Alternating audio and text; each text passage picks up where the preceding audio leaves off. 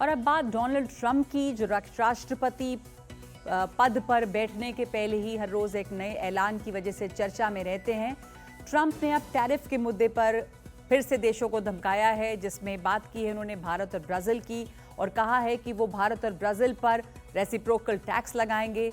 जितना ये देश टैक्स लगा रहे हैं, अमेरिका भी उतना ही टैक्स लगाएगा। ट्रंप ने हाल ही में ब्रिक्स देशों को भी धमकी दी थी, अमेरिकी डॉलर के अलावा किसी भी मुद्रा का समर्थन करने पर उनके निर्यात पर 100% का टैक्स लगा दिया जाएगा।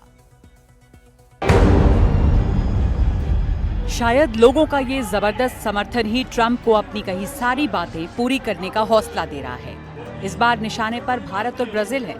वो भारत से आ रहे सामान पर उसी तरह के टैक्स लगाने की धमकी दे रहे हैं जैसे भारत लगाता है, यानी रेसिप्रोकल टैक्स। 2023-24 में अमेरिका भारत का सबसे बड़ा व्यापार सहयोगी रहा है। इस दौरान भारत ने 77.51 अरब डॉलर का सामान अमेरिका को निर्यात किया, जबकि अमेरिका ने 42.2 अरब डॉलर का सामान आयात किया।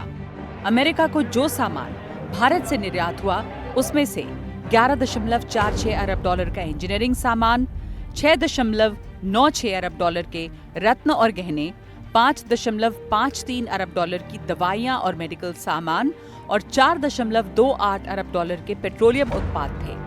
जबकि अमेरिका से भारत ने जो सामान आयात किया, उसमें 9.56 अरब डॉलर का खनिज तेल और तेल, 3.8 अरब डॉलर के मोती और महंगे पत्थर, 2.45 अरब डॉलर के एटमी रिएक्टर और बॉयलर्स, 1.57 अरब डॉलर की इलेक्ट्रिकल मशीनरी और कल पुर्जे थे।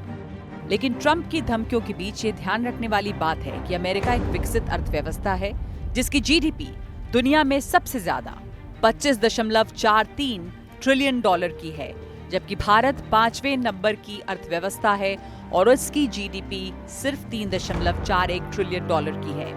कोई भी फैसला लेने से पहले लेकिन ट्रंप को ये जरूर सोचना होगा कि भारत एक बड़ा बाजार है और कोविड और दुनिया में चल रही 2 जंगों के बाद भी भारत की अर्थव्यवस्था मजबूती के साथ टिकी हुई है।